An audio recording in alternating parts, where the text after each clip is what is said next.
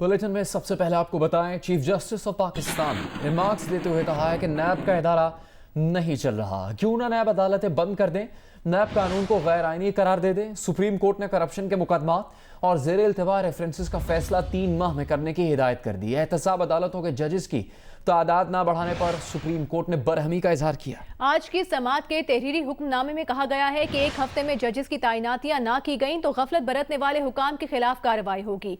अगर एहतसाब अदालतों की तादाद में इजाफा ना किया गया तो पूरा नैब कानून बेवकूफ हो जाएगा।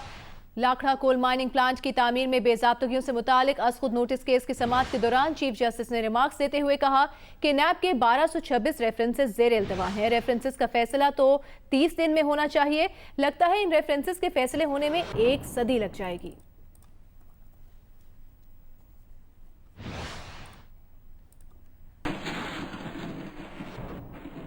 मुल्क भर के तालीमी इदारे सितंबर के पहले हफ्ते में एसओपीज के साथ खोलने पर इत्तेफाक कर लिया गया है। हतमी मंजूरी कल एनसीओसी से ली जाएगी। तमाम वज़राए तालीम सितंबर से कबल 2 मज़ीद इजलास बुलाने पर भी मुत्तफिक हो गए हैं। वफाकी वज़ीर तालीम शफकत महमूद की ज़ेर सदारत बैनुस्सूबाई वज़राए तालीम कॉन्फ्रेंस में तालीमी इदारों को एसओपीज के साथ इम्तिहानात लेने की इजाज़त देने का भी फैसला कर लिया गया है।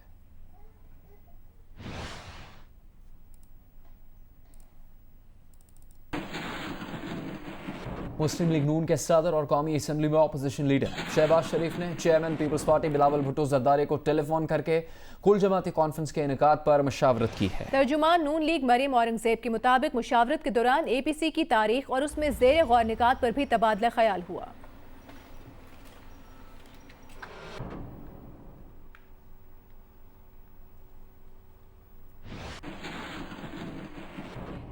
यहाँ आपको बताएंगे, army chief general Qamar Javed Bajwa ने कोर हेडक्वार्टर्स पेशावर का दौरा किया है। आईएसपीआर के मुताबिक आर्मी चीफ को मौजूदा सिक्योरिटी सूरत हाल पर तफसीली ब्रीफिंग दी गई है। आर्मी चीफ को कबायली अजला में तरक्याती कामों और मुआशी तरक्की पर भी तफसीली ब्रीफिंग दी गई।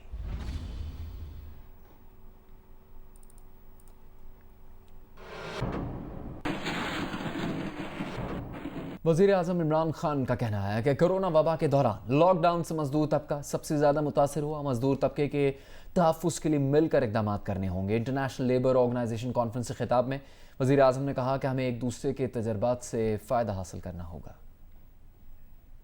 We had the situation in the first 2-3 weeks where cars going into poor areas of our society were actually attacked by people who were hungry. So therefore, we came up with this idea of a smart lockdown. We decided that we would, on the one hand, stop all places where there were public gatherings, so schools, colleges, marriages, anywhere, sports activities, everything we stopped. But on the other hand, we allowed other activities like construction and agriculture. We did not stop any workers in the agriculture area because, of course, then we would have had a huge food crisis. But construction activity, which employs most amount of workers in our cities, we open it up fairly quickly. आगे बढ़ते हैं, आपको बताते हैं कराची में हल्की और तेज बारिशों का सिलसिला जारी है। मुतालिका इदारों की बेइंतजामी के बायस कहीं मरकजी शाहराहों पर पानी खड़ा हो गया तो कहीं बिजली के तार राह चलते लोगों पर गिर गए और करंट लगने और दीगर हादसात में कल से अब तक 15 शहरी जान से जा चुके हैं। बिजली की फराहमी का निज़ाम भी मजीद अजियतनाक हो गया। दर्जनों इलाकों में कहीं बिजली इस तरह से गायब है तो कहीं घंटों तवील लोड शेडिंग की जा रही है। मुस्लिम लीग नून के रहनुमा एहसन इकबाल ने कराची में बिजली की लोड शेडिंग और पानी की कमी का मसला कौमी असम्बली में उठा दिया। ऐवान से मुतालबा किया कि कराची में बिजली और पानी की फराहमी की सूरत हाल का नोटिस लिया जाए। उन्होंने कहा कि कराची में शदीद गर्मी के दौरान बिजली नहीं है, पानी नहीं है। यूं लगता है कि जैसे कराची वाले पत्थर के दौर में रह रहे हैं।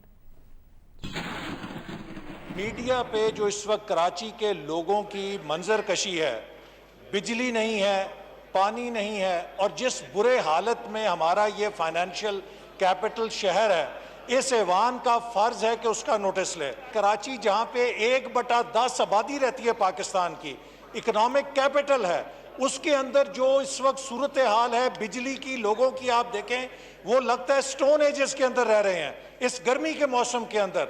तो लिहाजा कराची में बिजली और पानी के मसले को हल करने के लिए इस ऐवान की आप एक खसूसी कमेटी बनाएं जो अपनी सिफारिशात दे और हुकूमत उनके ऊपर अमल दरामद करे। तहरीक इंसाफ सिंध के सदर खुर्रम शेर जमान ने कहा है कि के इलेक्ट्रिक के मामले पर वज़ीर आज़म ने गवर्नर सिंध को इस्लामाबाद तलब किया है। उम्मीद है जल्द ये मामला हल हो जाएगा। उम्मीद कर रहे हैं कि जो मीटिंग वज़ीर आज़म साहब के साथ होगी, गवर्नर साहब की होगी और जो मिनिस्टर की होगी, उमर अयूब साहब और इनके साथ साथ जो भी कंसर्न और सीनियर लोग हैं वो कराची भी आएंगे और कराची में आके यहाँ पर भी आके आप लोगों को जवाब देंगे, क्योंकि हर मिनिस्टर तहरीक इंसाफ का वो आवाम को याद रखें, आवाम को जवाबदेह है। तर्जुमान सिंध हुकूमत मुर्तज़ा वहाब ने कहा है कि के इलेक्ट्रिक के खिलाफ पीटीआई का मुजाहरा उल्टा चोर कोतवाल को डांटने के मुतरादिफ है। के इलेक्ट्रिक मरीख या किसी और मुल्क के कंट्रोल में नहीं बल्कि सिलेक्टेड वज़ीर आज़म के मातहत है। जिन लोगों ने कार्रवाई करनी है वो एहतजाज कर रहे हैं। के इलेक्ट्रिक ने कराची के शहरियों, कारोबारी और सनती तबके का खून निचोड़ रखा है और के इलेक्ट्रिक के जुल्म के पीछे पीटीआई क़यादत है।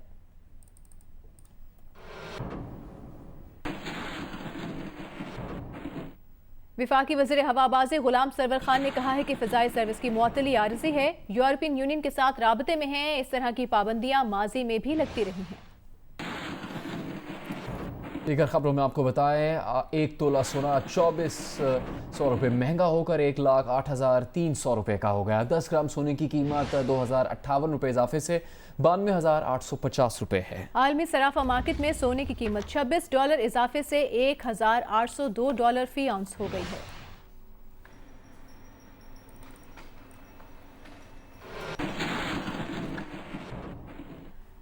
लाहौर पुलिस गुलबर्ग में ट्रैफिक वार्डन से बदतमीजी करने और धमकियां देने वाली खातून को गिरफ्तार न कर सकी। खातून ने गलत पार्किंग से रोकने और गाड़ी हटाने पर वार्डन पर हमला करके वायरलेस छीनने की कोशिश की थी।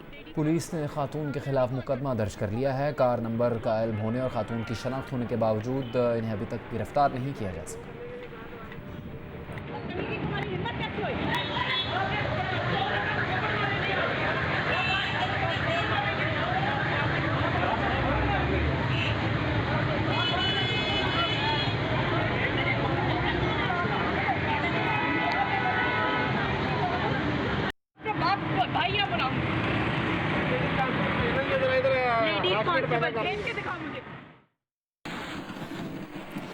हुकूमत सिंध ने उज़ैर बलोच, निसार मुराई और सानह बल्दिया की GITs पब्लिक ना करने से मुतालिक सुप्रीम कोर्ट में ज़ेर समात अपनी दरख्वास्त वापस लेने का फैसला कर लिया। एडवोकेट जनरल सिंध ने अदालत में जवाब जमा करा के मौक़िफ़ इख्तियार किया कि असेंबली फ्लोर पर अली ज़ैदी ने सिंध हुकूमत पर संगीन इल्ज़ामात लगाए, जिसके बाद सिंध हुकूमत ने तीनों GITs पब्लिक करने का फैसला किया। GITs पब्लिक होने के बाद दरख्वास्त वापस कर दी जाए। सुप्रीम कोर्ट में इस मामले की समाअत कल होने का इम्कान है।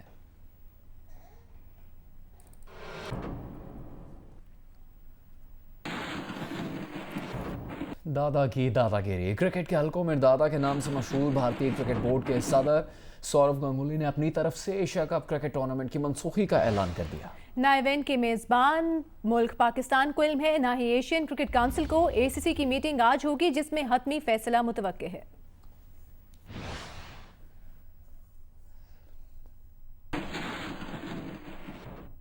लाहौर हाई कोर्ट ने जंग और जियो न्यूज़ के editor in chief Mir Shakilur Rahman की दरख्वास्त जमानत खारिज कर दी। मीर शकीलुर रहमान के वकील अमजद परवेज ने दलाइल देते हुए कहा कि मीर शकीलुर रहमान ने कोई माली नुकसान नहीं पहुंचाया और ना ही उनको कोई रियायत दी गई। उन्हें ज़ाब्ते के मुताबिक 1/3 अराजी दी गई। अदालत से सदा है कि उन्हें जमानत पर रिहा करने का हुक्म जारी किया जाए। मीर शकीलुर रहमान की दरख्वास्त जमानत पर दूसरे रोज़ की समाअत में अमजद परवेज ने दलाइल देते हुए कहा कि जौहर टाउन का मास्टर प्लान 1990 में बना, जबकि अराजी 1986 में खरीदी गई। लिहाजा एग्जम्पशन के वक्त मास्टर प्लान की खिलाफवर्जी का सवाल ही पैदा नहीं होता। नैब से मुकम्मल ताउन के बावजूद मीर शकील को गिरफ्तार करके आइन के आर्टिकल 125 की खिलाफवर्जी की गई।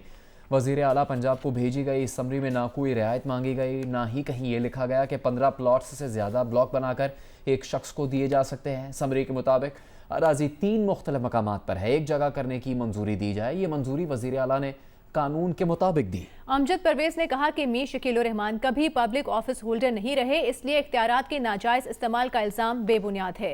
केस में मीर शकीलुर रहमान को गलत गिरफ्तार किया गया, जबकि नवाज शरीफ DG LDA और डायरेक्टर लैंड को गिरफ्तार नहीं किया गया। अमजद परवेज ने कहा कि नैब 58 कनाल 5 मरले की एग्जेम्पशन को तस्लीम करता है।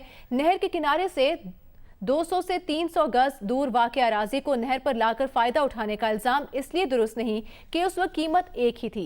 उस वक्त जौहर टाउन में 14,000 प्लॉट फरोख्त के लिए दस्तयाब थे। दूसरी जानिब नैब के वकील फैसल बुखारी ने कहा कि मीर शकील 54 कनाल के हकदार थे, उन्हें 56 कनाल अराजी अलॉट की गई, जबकि मौके पर जमीन 59 कनाल है। मीर शकील रहमान की दरखास्त जमानत पहले भी इसी बुनियाद पर मुस्तरद हुई, अब फिर इसी बुनियाद पर जमानत मांगी जा रही है, इसलिए खारिज की जाए।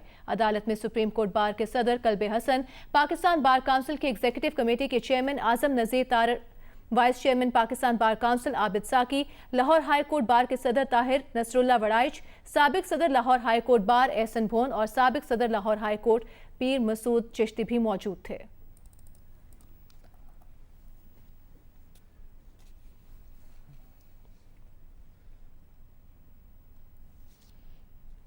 लाहौर हाईकोर्ट में जंग और जियो के editor in chief Mir Shakeel Rahman की दरखास्त जमानत पर समाअत हुई। लाहौर हाईकोर्ट ने मीर शकील रहमान की जमानत की दरखास्त खारिज कर दी। जस्टिस सरदार अहमद नईम और जस्टिस फारूक हैदर पर मुश्तमिल बेंच ने दरखास्त पर समाअत की। सदर supreme court bar Syed Kalbe Hasan और पाकिस्तान बार काउंसिल के वाइस चेयरमैन आबिद साकी ने फैसले को मायूस कुन और तकलीफ दह करार दिया है।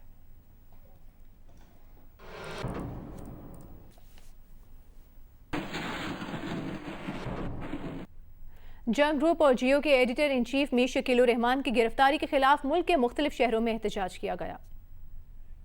रावलपिंडी में मीर शकील रहमान की गिरफ्तारी के खिलाफ सहाफी और दीगर शोबों से वाबस्ता अफराद एहतजाज में शरीक हुए। मुजाहिरीन का कहना था कि जब तक मीर शकील रहमान को इंसाफ मुहैया नहीं किया जाता तब तक आजादी सहाफत के लिए जद्दोजहद जारी रखी जाएगी। लाहौर में मीर शकील रहमान की रिहाई के लिए अलामती भूख हड़ताल करने वाले सीनियर सहाफी अजहर मुनीर ने इंकलाबी नज्म सुनाई। सीनियर सहाफी शाहीन कुरैशी, मकसूद भट्ट, जहीर अंजुम समेत दीगर का कहना था मीर शकील रहमान की गिरफ्तारी आजादी सहाफत का गला घोटने के मुतरादिफ है। उनकी रिहाई तक एहतजाज का सिलसिला जारी रहेगा। पेशावर में सहाफियों ने मीर शकील रहमान की गिरफ्तारी के खिलाफ एहतजाज किया और सुप्रीम कोर्ट के चीफ जस्टिस से खुद नोटिस लेने का मुतालबा किया। कोयटा में नेशनल प्रेस क्लब के अब्दुल्ला के सहाफी इजहार यकजहती के लिए मुजाहिरे में शरीक हुए। मुजाहिरीन ने मीर शकील रहमान की फौरी रिहाई का मुतालबा किया। भावलपुर में सीनियर सहाफी अमीन अब्बासी, आसिफ कबीर, अमीन बासित का कहना था कि तमाम सहाफी मीर शकील रहमान की रिहाई तक अपना एहतजाज जारी रखेंगे। सरगोदा में प्रेस क्लब से खुशाब रोड तक सहाफियों ने रैली निकाली। सदर press club Abdul Hannan Chaudhry, group leader Shaheen Farooqui, Malik Mohammad Asghar, Rana Sajid Iqbal, general secretary press club ने मुजाहिरे की क़यादत की। नवाबशाह में क्लॉथ मार्केट के सामने सहाफी और क्लॉथ और किरियाना मर्चेंट यूनियन के रहनुमाओं ने एहतजाज किया। जम्मू कश्मीर में कंट्रोल लाइन के दोनों जानिब शहीद बुरहान मुजफ्फर वानी की चौथी बरसी भरपूर जोश व जज्बे के साथ मनाई गई। इस मौके पर आज़ाद कश्मीर में तमाम छोटे बड़े शहरों में रैलीज, जलसे जुलूस मुनाकिद किए गए।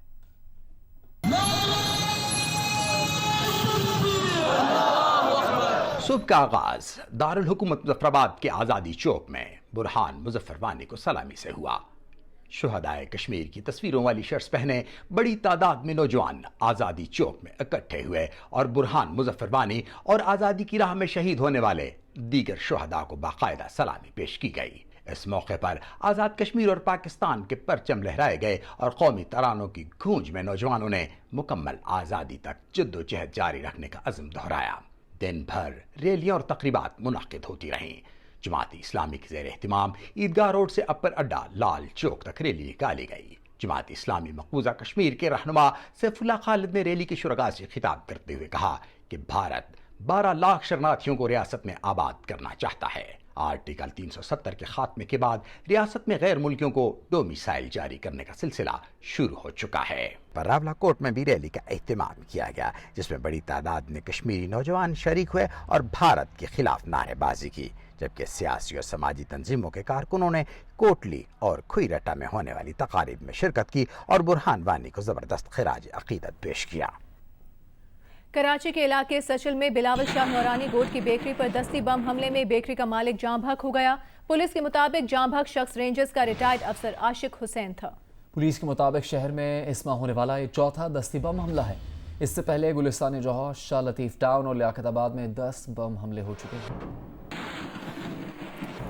अमेरिकी सदर की भतीजी मैरी ट्रंप ने अपनी तहलका खेज खिताब में अपने चाचा डोनाल्ड ट्रंप पर संगीन इल्जामात की भरमार कर दी। कहा कि ट्रंप ने अच्छी यूनिवर्सिटी में दाखिले के लिए अपने दोस्त को भारी रकम अदा करके इम्तिहान में बिठाया, टैक्स फ्रॉड के जरिए अपनी दौलत में इजाफा किया। भतीजे होने के बावजूद 29 साल की उम्र में उनके जिस्मानी खदुखाल के बारे में काबिल एतराज़ रिमार्क्स पास किए। मैरी ट्रंप ने किताब में बयान किया कि किस तरह उनके खानदान ने दुनिया का खतरनाक तरीन शख्स पैदा किया, जिससे हर अमरीकी की जिंदगी को खतरा लाहिक है।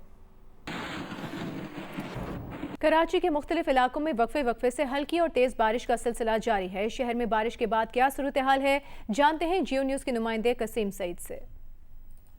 जी, पूरा दिन शदीद हब्स के बाद बिलाखिर कराची के तमाम ही अजला में तकरीबन तेज़ और मूसलाधार बारिश का सिलसिला एक दफ़ा शुरू हो चुका है। ये सिलसिला पीर से शुरू हुआ था, जिसके बाद वक्फे से हल्की बारिश और बूंदाबांदी जो है वो जारी थी, लेकिन अब इस वक्त तेज़ हवाएं चली हैं, आंधी चली है शहर में, एयरपोर्ट के करीब इलाकों में, और उसके बाद ये बारिश बरसाने वाले जो बादल हैं वो शहर में दाखिल हुए। ये जो सिस्टम है, ये मानसून का सिस्टम है जो कि शहर में जनूब मशरक़ की सिमत से दाखिल हुआ है, और इस वक्त शहर के मुख्तलिफ इलाकों में, जिसमें बहादुराबाद शामिल है, बल्दिया टाउन शामिल है, एयरपोर्ट, शाह फैसल कॉलोनी, इसके अलावा सुरजानी टाउन, ज़िला वस्ती और ज़िला शर्की के इलाके शामिल है। वहाँ पर तेज़ बारिश का सिलसिला जो है वो शुरू हो चुका है। महकमा मौसमियात कहता है कि ये जो सिलसिला है ये कल सुबह बल्कि दोपहर तक भी वक्फे से जारी रह सकता है, और ये जो सिस्टम है मानसून का ये अभी भी अरेबियन सी में जो है वो मौजूद है, और इसी की वजह से जो थंडर सेल्स शहर में बने हैं उसके बायस ये बारिशें हो रही हैं। जहाँ तक बिजली की सूरत हाल है, शहर के मुख्तलिफ इलाकों में बिजली इस वक्त मुनक़ता है। ट्रैफिक की सूरत हाल अगर हम आपको बताएं तो शहर के मुख्तलिफ इलाकों में जो तरक्याती काम ज़ेर अल्तवा थे उनके बायस शहर में जो ट्रैफिक की रवानी है वो भी मुअत्तल होकर रह गई है। जी, वज़ीर आला पंजाब उस्मान बुज़दार ने मुमकिन सैलाब से निपटने के इंतजामात का जायज़ा लेने के लिए वज़ीराबाद के खानकी हेडवर्क्स का दौरा किया, पानी की आमद और अखराज की सूरत हाल का जायजा लिया। उन्होंने कहा कि मुतालिका महकमों और इदारों को सैलाब के खदशे के पेश नज़र अलर्ट कर दिया है। जेहलम, चनाब और सिंध के दरियाओं में पानी की 24 घंटे मॉनिटरिंग की जा रही है। खानकी बैराज की अपग्रेडेशन ज़रूरी खुशहाली और सरसब्ज पंजाब की बुनियाद साबित होगी।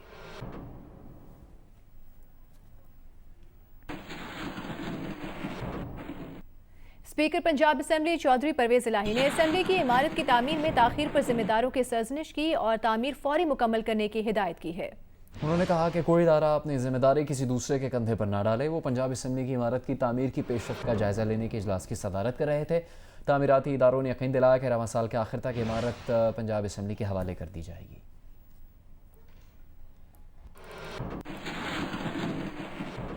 दो अमरीकी यूनिवर्सिटीज़ हैं ऑनलाइन क्लासेस लेने वाले गैर मुल्की तलबा को अमरीका से निकालने के ट्रंप इंतज़ामिया के फैसले को चैलेंज कर दिया। हार्वर्ड यूनिवर्सिटी और मैसाचुसेट्स इंस्टीट्यूट ऑफ टेक्नोलॉजी ने अदालत से गैर मुल्की तलबा के वीज़ाज़ की मनसूखी रुकवाने का मुतालबा किया है। हार्वर्ड यूनिवर्सिटी के सदर का कहना है कि वो गैर मुल्की तलबा के केस की भरपूर पैरवी करेंगे।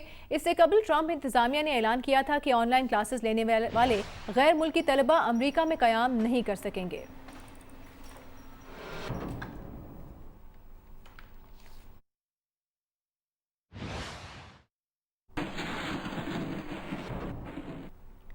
दफ्तर खारिजा में डीजी जनूबी एशिया जाहिद हफीज ने कहा है कि 17 जून 2020 को भारतीय जासूस कुलभूषण जाधव को नजरसानी की अपील दायर करने की दावत दी गई थी।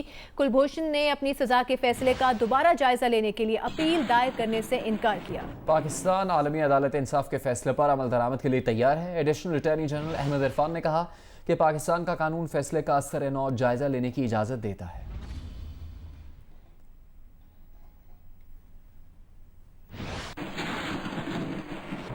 वज़ीर आला खैबर पख्तूनख्वा महमूद खान ने कहा है कि BRT में मज़ीद ताख़ीर किसी सूरत बर्दाश्त नहीं की जाएगी। BRT जायजा इजलास में बात करते हुए उन्होंने कहा कि मनसूबे की तकमील के लिए तमाम महकमे और इदारे जिम्मेदारियां पूरी करें। BRT का एक ही दिन और एक ही दफ़ा इफ्तिताह होगा। इफ्तिताह की तैयारियां की जाएं।